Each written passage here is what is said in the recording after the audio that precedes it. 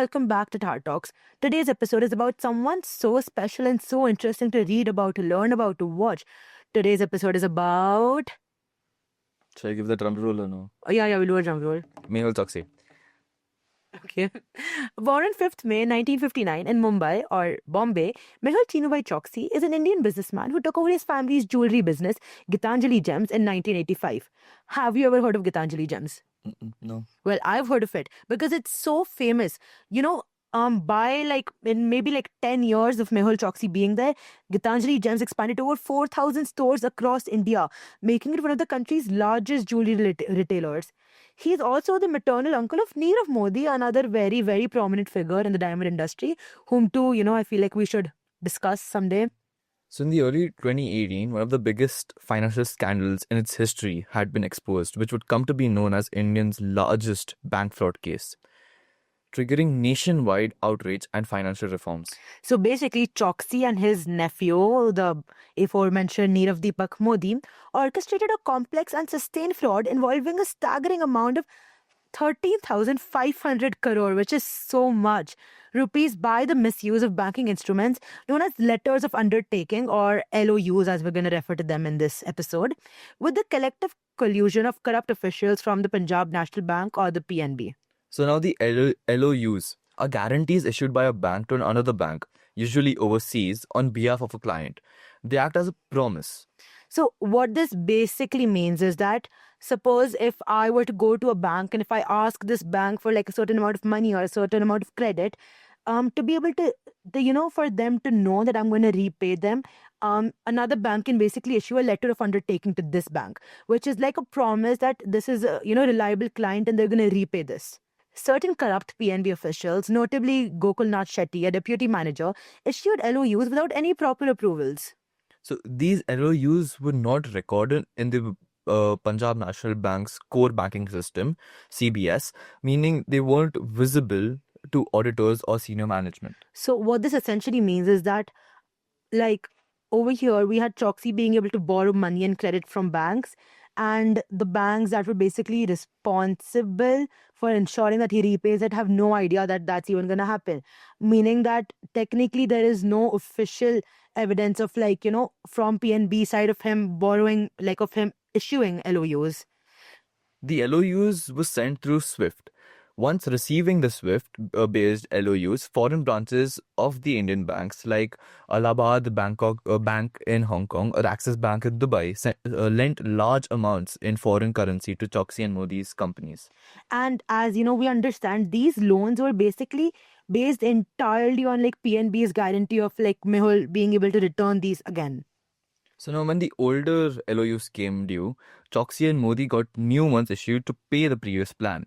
The cycle continued for over 6 years, involving hundreds of fake LOUs, cumulatively valued at rupees, as Prashad said, 13,500 crore. And the best part is the reason he was able to get away with this for so long is because all the fund was basically diverted into fake import invoices, like shell companies, luxury goods, and personal wealth. And that means that very little actually went into trading. Now we come to the main part. In 2018 January, when a junior staffer refused to issue a new LOU with a proper collateral, Choksi and Modi's companies pushed back. This prompted internal investigation, which exposed to the long year scam. So PNB officially reported the fraud to the BSE in Feb 2018, setting off actual national headlines. And just weeks before the scam became public, on Jan 15th, something happened. And that is, Mehul Choksi quietly left India and moved to Antigua. At that time, Antigua did not have an extradition treaty with India, and it appeared to be a safe haven with a legal loophole.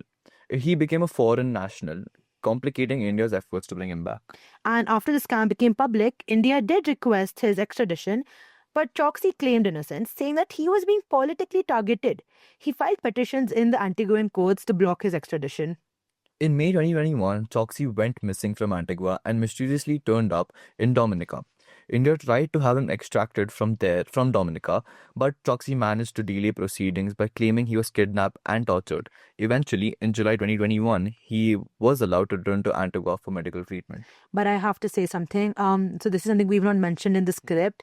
But when he went missing in May 2021, Choksi claims that he was basically kidnapped by the agents of the Indian state and transported via yacht to Dominica, which is such an interesting thing to like even think about, because we're covering like a real story. This is nothing like made up or fictional.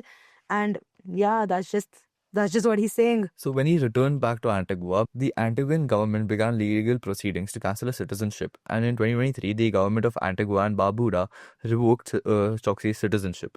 After facing a legal heat in Antigua, especially with his citizenship revoked in 2023, he was likely forced to move. And so he moved to Belgium, which doesn't have a formal extradition treaty with India either, which may have seemed like a legal gray zone.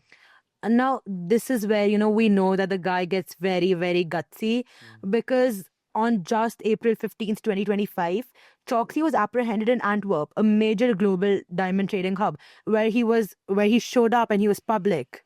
The Indian government is actively collaborating with Belgian authorities to facilitate Choksi's extradition, despite the absence of a formal extradition treaty between India and Belgium. Both countries were working very closely to navigate these legal processes involved. And Choksi's legal team has indicated plans to appeal his detention, citing his advanced age and health issues, which, by the way, include cancer treatment and concerns over prison conditions in India. So, as someone who's read up about this entire case, this was actually a major point. So we know that prison conditions in India can sometimes be very questionable, right? They're not as safe or not as well regulated as like so many Western states. And his legal team is using that as like a major, pillar of support to like ensure that he doesn't have to come back to Indian prison. They argue that the case against him is politically motivated, which could complicate extradition proceedings. As of today, Choksi remains in the detention center in Belgium. This is genuinely such an interesting story because it starts all the way back in like 1985 when he first, gets possession of the company, all the way to now, literally like present time 2025. And it's so fun to think about. True. Yeah. So that was Mehul Choksi and his entire scam and story on to Heart Talks. Thank you so much for joining us over here today, and we hope to see you next episode too.